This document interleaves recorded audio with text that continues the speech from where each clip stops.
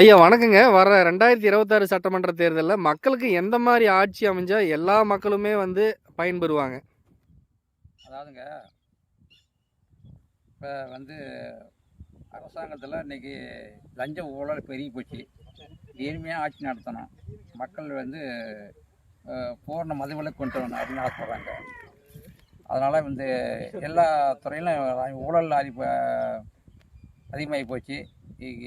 பெண்களுக்கு பாதுகாப்பு இல்லை, கொலை கொள்ளை இப்படி பல வகையான சமூக வளர்ச்சிகள் அதிகமாக போச்சு. இதனால் நேர்மையான ஆட்சி கொண்டு வரணும், பூர்ண மதுவிலக்கு கொண்டு வரணும், பரவணும். இதுதான் எங்களுடைய ஆதங்கம். ரெண்டாவது என்ன, அப்போ இந்த பனைத்தொழில் வந்து எங்கள் பகுதியில் பிரதான தொழிலாக ஒரு காலத்தில் இருந்தது. அதுக்காக நிலம் வாங்கி போட்டு 26 ஏக்கர் நிலம் இருக்குது. அது வந்து பயன் இல்லாமல் இப்போ சும்மாவே அந்த நிலம் மக்களுக்காக பயன்படாமல் கிடக்குது.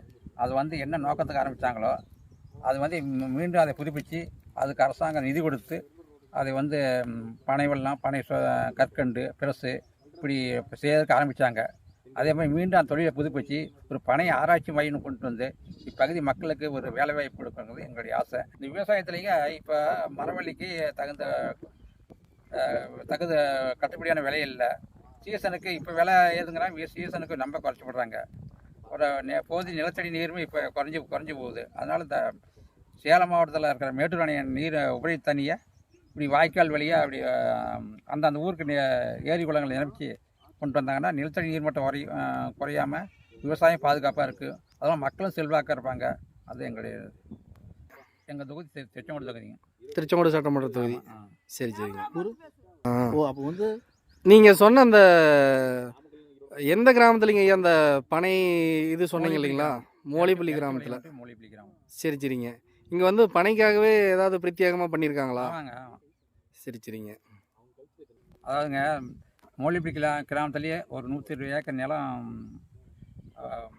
நீர் புறம்போக்கு ஏரியில் உள்ளது. அந்த ஏரியில் தூர்வாரி முறையாக பயன்படுத்தணும்னா அதில் நீர்மட்டம் அந்த மேட்டூர் அணையுடைய உபரி தண்ணி கொண்டாந்து விட்டாங்கன்னா அந்த நீர்மட்டம் இதில் குறையாமல் எப்பவும் விவசாயத்துக்கு பாதுகாப்பாக இருக்கும். இந்த பகுதியில் ஒரு செழிப்பாக இருக்கும்.